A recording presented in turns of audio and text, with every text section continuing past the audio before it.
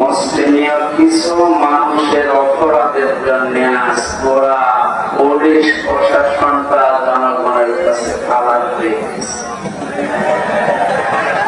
যে মানুষগুলোর কোন কারণে এগুলো হচ্ছে তাদেরকে শাস্তির আওতায় আনে। এ মানুষগুলো সাধারণ, এনাদের উপরে আছে ক্ষোভটা, রাগটা।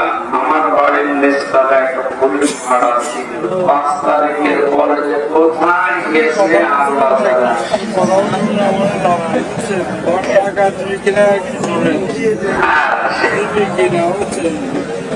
কি অবস্থা গেল। আল্লাহ রাব্বুল আলামিন দ্রুত এর সমাধান যেন আমাদেরকে এনে দেন, স্বাভাবিক অবস্থায় যেন আমরা ফিরতে পারি।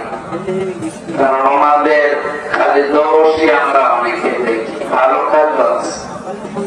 24 ঘন্টা ডিউটি